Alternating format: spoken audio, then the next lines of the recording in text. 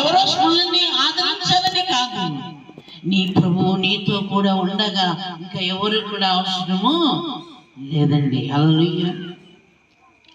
మన ప్రభు మనతో ఉన్నాడు, మనలో ఉన్నాడు కనుక మనకి ఎవరు అవసరం లేదు ఆదరించటానికి, మనకు ఎవరు అవసరం లేదని ప్రోత్సహించటానికి.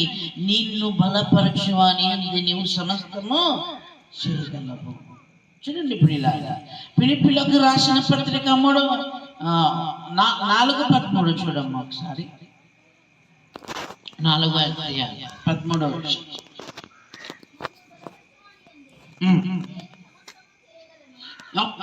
ఎవరు అంట?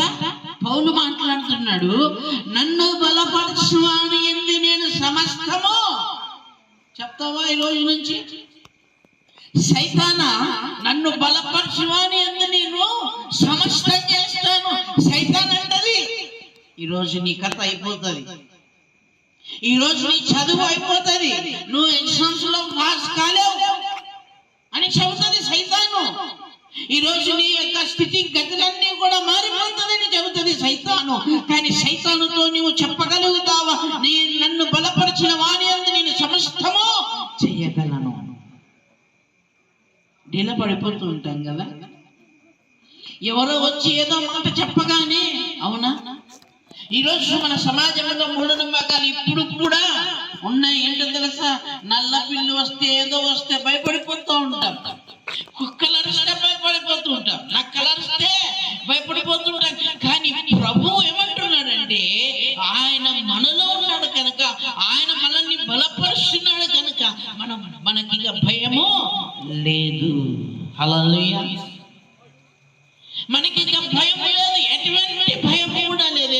ఎందుకు అంటే భయాన్ని జయించి తిరిగి లేచిన దేవుడిగా ఉన్నాడు మన ప్రభు. హల్లెలూయా. అవునా ప్రియ దేవుని బిడ్డలారా? కానీ ఎందుకు మనం భయపడిపోతున్నాము, ఎందుకు మనం చెడ్డ మాటలల్లా పలుకుతున్నాము అని అంటే, ప్రియ దేవుని బిడ్డలారా, మన నోటిని దేవునికి ఇవ్వలే. అవునా? దేనికి ఇస్తున్నాం మన నోటిని? దేనికి ఇస్తున్నామండి? సైతానికి ఇస్తున్నాం.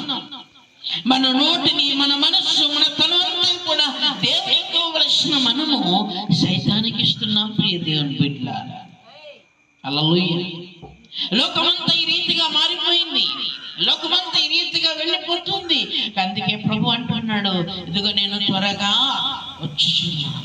ఉండాలని ప్రభు మనతో మాట్లాడుచున్నాడు. ప్రియ దేవుని బిడ్డలారా, మనం మంచి మాటలను పలకగలుగుతాం, కూటాలకు వెళ్తాం, తరితరమైన దేవుని ప్రోగ్రాంలలో పాలు పొందుకుంటాం, పాటలు పాడతాం, వాక్యం చెబుతాం. కానీ కుటుంబంలో కుటుంబ ఆరాధన ఎంతమంది జరిపించుకుంటున్నారండి?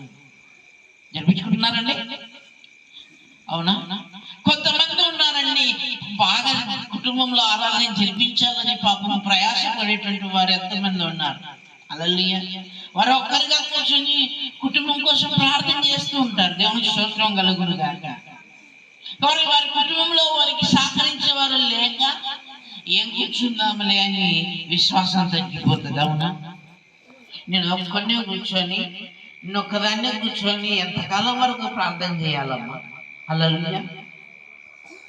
ఒక్కనే కూర్చొని అనుకోవద్దు, కానీ నీతో పాటు సైన్యములకు అధిపతియగు యెహోవా, ఆయన నీతో పాటు ఉన్నాడని మర్చిపోవద్దు, మనతో పాటు ఉన్నాడనేది మర్చిపోవద్దు. దేవుని స్తోత్రం కలుగును గాక. అందుకే ఇక్కడ అంటున్నాడు, జీవ మరణములు నాలుక వశం.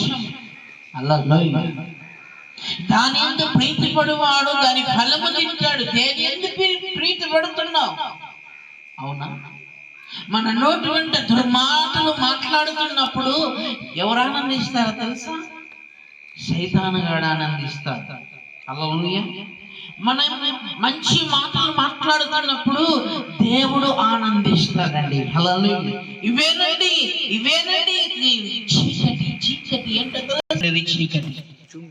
అవునా? ప్రియ దేవుని బిడ్డలారా, యేసువారసులారా, అందుకే మంచి మాటలను మనము పలకాలి. హల్లెలూయా. చాలా మంది అనుకుంటాం కదా, నేను ఆశీర్వదించబడలేకపోతున్నా, నేను దీవించబడలేకపోతున్నా, నేను ముందుకు నడయాడలేకపోతున్నా అని అనుకుంటాం, ప్రార్థన చేస్తాం. ప్రార్థిస్తాం, ప్రభువా నన్ను దీవించు దీవించు దీవించు అని. కానీ మంచి మాట నువ్వు పలకగలగాలి. ఏంటో తెలుసా, నేను ఈరోజు ఆశీర్వాదము నేను పొందుకుంటా చెప్తావా? ఉదయం లేగానే ప్రార్థన చేయగానే గ్రంథము చదవగానే మనం వెళ్ళిపోతాం, కానీ మన హృదయం